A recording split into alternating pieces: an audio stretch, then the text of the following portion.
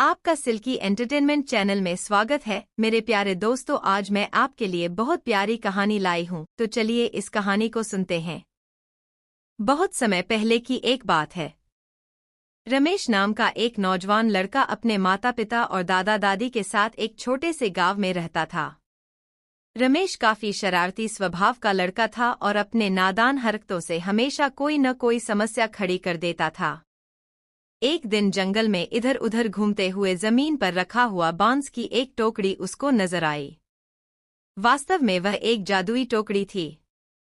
उस टोकरी को वह अपने पाँव से ठोकर मारने लगा। वह टोकरी काफी अलग तरह की थी। रमेश को भी वह टोकरी कुछ अजीब तरह की लग रही थी। अब उस टोकरी के बारे में जानने के लिए रमेश काफी उत्साहित होने लगा था।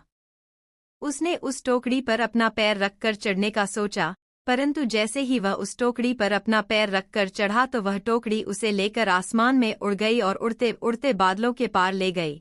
फिर एक विशाल महल के अंदर ले जाकर उसे उतार दिया। रमेश उस बड़े और रहस्यमय महल में पहुंचकर आश्चर्यचकित रह गया। वह महल में इधर उधर घूमकर जायजा लेने लग गया था।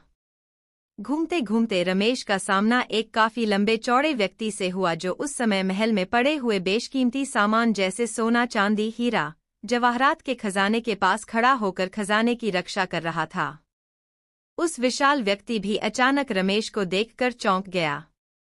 उसने रमेश से पूछा कि तुम यहाँ तक कैसे पहुँचे। रमेश ने उस व्यक्ति को अपनी सारी बातें बता दी।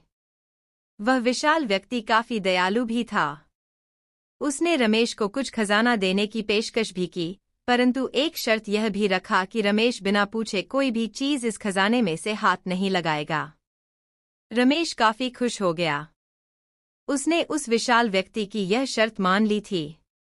लेकिन कुछ दिनों के बाद ही रमेश पर लालच पूरी तरह से हावी हो गया था। उसने बिना पूछे खजाने में से कुछ सोना और जवाहरात चुपचाप चुरा लिया था। कुछ दिनों बाद रखवाले को एहसास हो गया कि कुछ सामान गायब है। जब खजाने के रखवाले को रमेश की इस हरकत का पता चला तो वह काफी गुस्सा हो गया था। उसने रमेश को महल में खोजा। खोजबीन करने के दौरान वह जादुई टोकरी उस विशाल व्यक्ति के पैरों के नीचे दबकर टूट फूट गया। उस टोकरी के टूट जाने के कारण अब रमेश का अपने घर वापस जाना संभव नहीं हो सकेगा। उस टोकरी के टूट जाने के कारण रमेश धरती पर वापस कभी नहीं जा सकता था।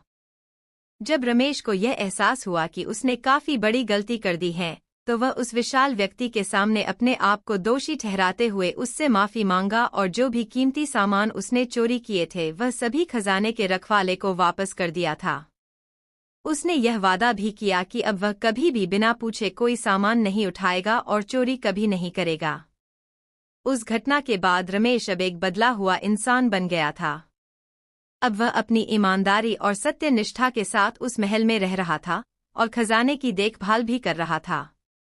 रमेश ने यह सीखा कि लालच कभी नहीं करना चाहिए। लालच इंसान को कहीं का नहीं छोड़ता है। रमेश के चाल चलन एवं बदले हुए स्वभाव को देखकर खजाने के रक्षक उस विशाल व्यक्ति को रमेश पर दया आ गई। उसने फिर से एक जादुई टोकरी बनाई जिस पर सवार होकर रमेश अपने गांव जा सकता था। एक दिन रमेश उस टोकरी पर सवार होकर फिर से अपने गांव की ओर उड़ गया।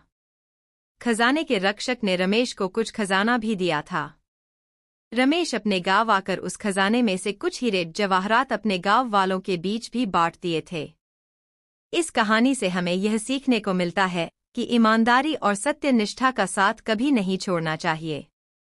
लालच हमें क्षणिक रूप से सुख दे सकता है, परंतु अंततः यह हमें विनाश की ओर ही ले जाता है।